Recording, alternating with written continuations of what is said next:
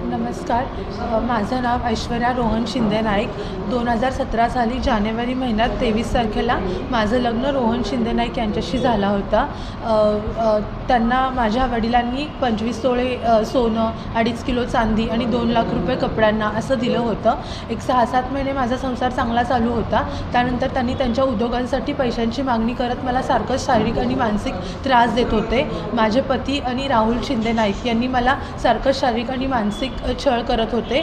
तुझ्या घरून 50 लाख रुपये आण, 1 कोटी रुपये आण. या सगळ्याची माहिती मी त्यांच्या पाहुण्यांना पण दिली होती. आत्यांना किंवा काका काकू लोकांना पण मी सांगितलं होतं. पण त्यांनी पण मला हेच म्हणले, तू पैसे आण, नाही तर तुला या घरामध्ये आम्ही राहू नाही देणार. मग त्यांनी असा त्रास देत असताना मी माझ्या वडिलांकडे जाऊन राहिले. आम्ही नांदायला रेडी असताना पण त्यांनी मला घटस्फोटाचा दावा दाखल केला डिवॉर्ससाठी. आणि तरी पण आम्ही नांदणारच आहे म्हणून सांगत असताना त्यांनी स्वतःचं लग्न दुसऱ्या मुलीशी करून घेतलं. पोपटराव तावरे यांच्या मुलीशी त्यांनी लग्न करून घेतलं. त्यांना माहिती आहे माझं लग्न झालेलं, त्यांचं आणि माझं लग्न झालेलं आहे, त्यांचं डिवॉर्स नाही झालं आहे, तरी पण त्यांनी त्यांच्या मुलीशी यांचं रोहन शिंदे नाईक यांचं लग्न लावून दिलं.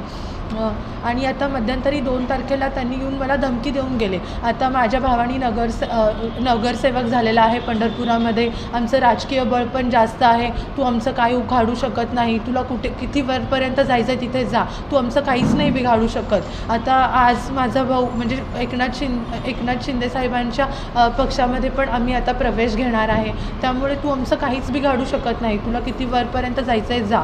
आता तू जर ही केस मागे नाही घेतली आणि तू जर मला डिवॉर्स नाही दिला तर जगताप फॅमिलीला संपवल्यासारखं तुझ्या फॅमिलीला पण आम्ही संपवून टाकू, असं रिसेंट त्यांनी मला धमकी देऊन गेले 2 तारखेला गेल्याच महिन्यामध्ये.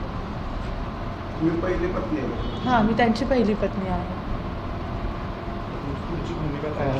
आता त्यांनी जर म्हणजे आता मी तर अपेक्षा करते की एकनाथ शिंदे साहेबांनी काहीतरी मदत करावी आणि काहीतरी मला न्याय मिळवून द्यावा असं.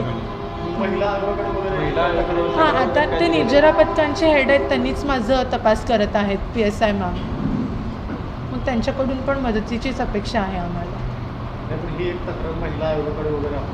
हां, सोलापूरमध्ये ते पण चालू आहे आमचं. त्यांनी कुठल्या केसला पण येत नाहीत.